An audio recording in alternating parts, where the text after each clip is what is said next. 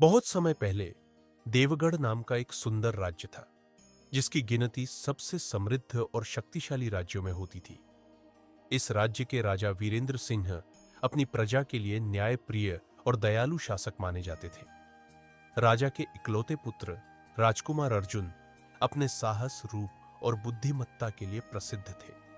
उनकी प्रशंसा न केवल राज्य में बल्कि दूर दराज के राज्यों में भी गूंजती थी।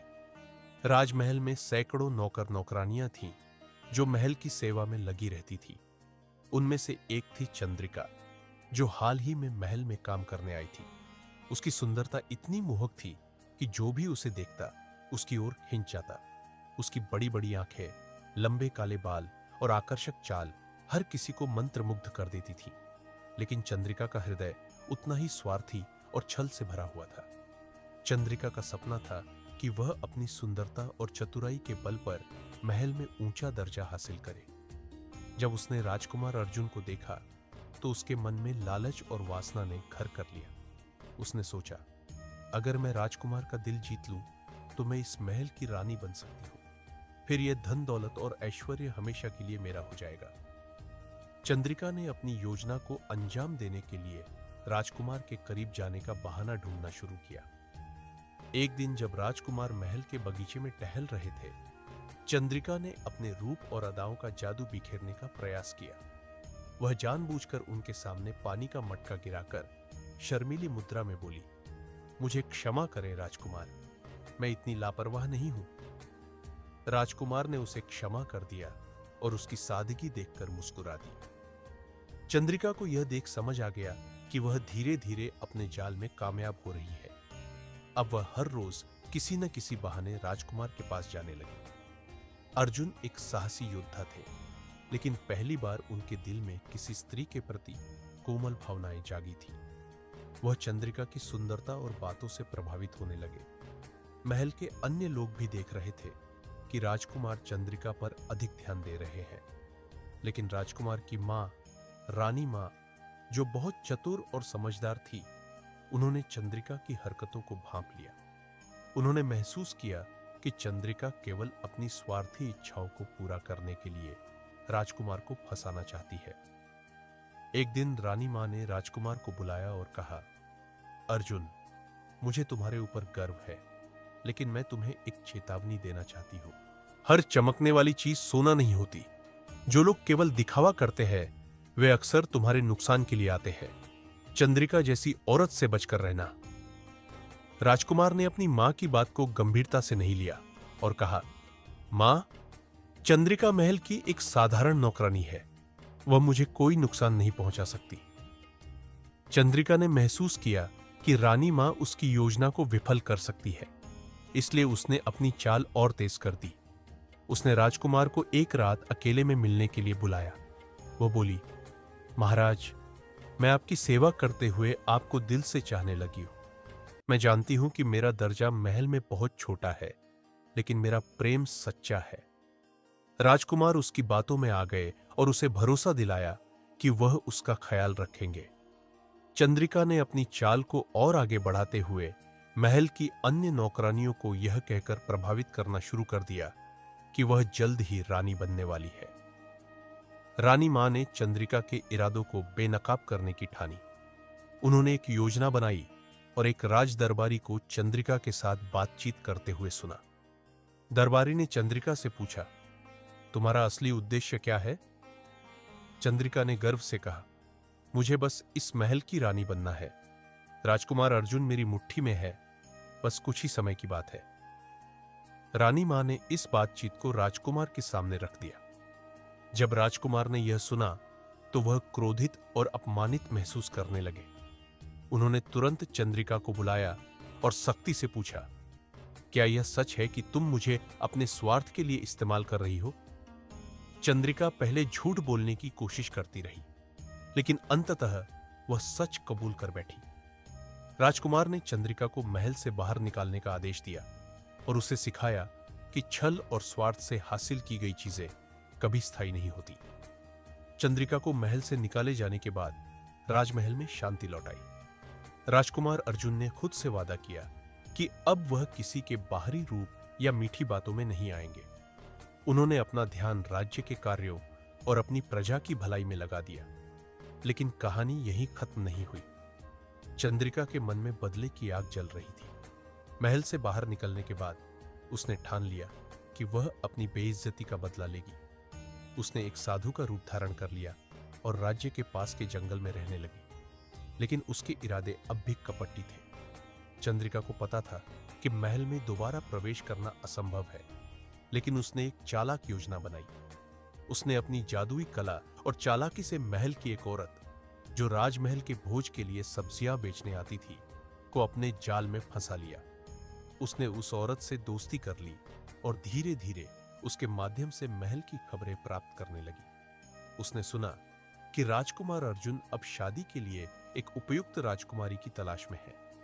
यह सुनकर चंद्रिका ने अपनी योजना को आगे बढ़ाया।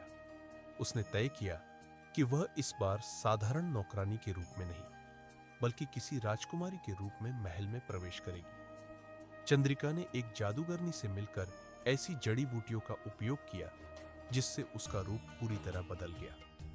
अब वह न केवल बेहद खूबसूरत दिखती थी, बल्कि उसका पहनावा और चाल ढाल भी किसी रानी से कम नहीं थी। उसने अपने लिए एक नकली पहचान बनाई और खुद को राजकुमारी कहा। इशिता बताकर महल पहुंची। महल में प्रवेश करते ही चंद्रिका ने अपनी मोहकता और नकली कहानी से सबका ध्यान खींच लिया।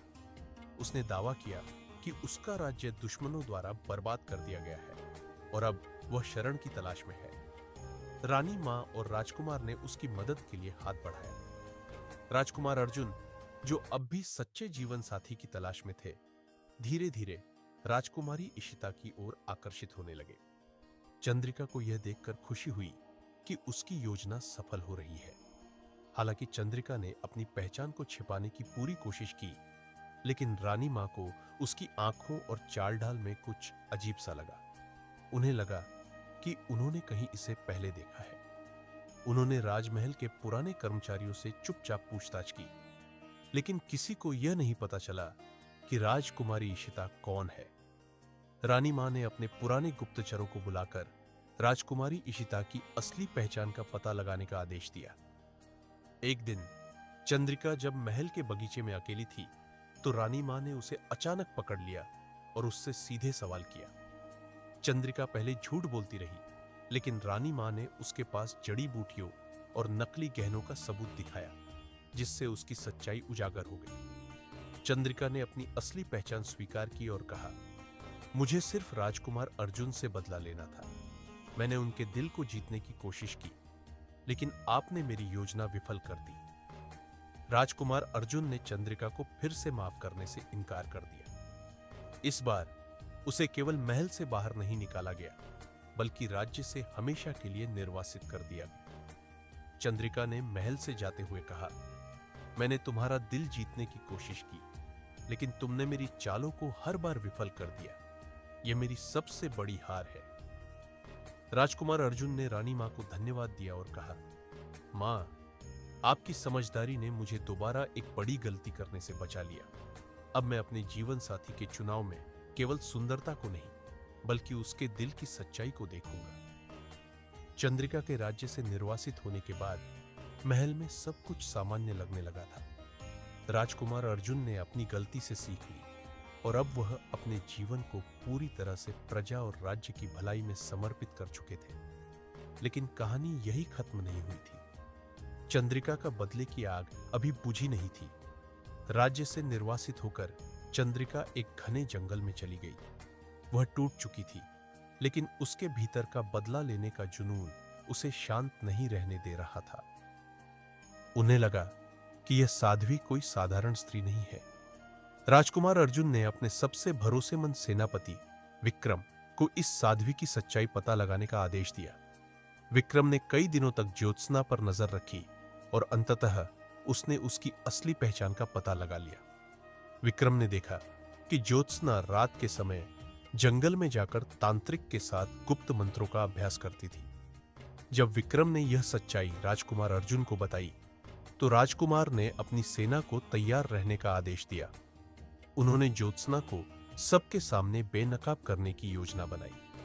एक राजसभा में जब ज्योत्सना अपनी जादुई शक्तियों से सभी को प्रभावित कर रही थी, राजकुमार अर्जुन ने विक्रम के साथ मिलकर उसे चुनौती दी।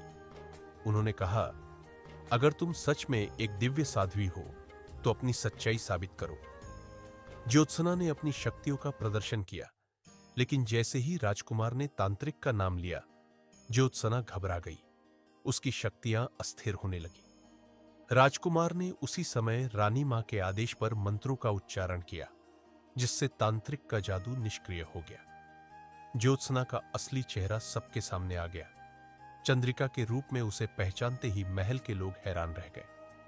राजकुमार अर्जुन ने चंद्रिका से कहा, तुम्हारे छल और कपट ने न केवल मुझे बल्कि पूरे राज्य को नुकसान पहुंचाने की कोशिश की। अब तुम्हें इस राज्य में कोई स्थान नहीं मिलेगा। रानी मां ने उसे सख्त सजा देने का आदेश दिया। चंद्रिका को तांत्रिक के साथ उसी जंगल में बंद कर दिया गया जहां से उसने अपनी शक्तियां प्राप्त की थी। तांत्रिक ने अपनी शक्तियां खो दी और चंद्रिका हमेशा के लिए एक अंधकारमय जीवन जीने को मजबूर हो गई। चंद्रिका के जाने के बाद देवगढ़ राज्य में शांति लौट आई। राजकुमार अर्जुन ने यह सीख ली कि सच्चा जीवन साथी केवल वही हो सकता है जो निस्वार्थ और सच्चे मन से प्रेम करता हो। कुछ समय बाद उन्होंने एक पड़ोसी राज्य की राजकुमारी से विवाह किया, जो उनकी प्रजा और परिवार की देखभाल में उनकी सच्ची साथी बनी।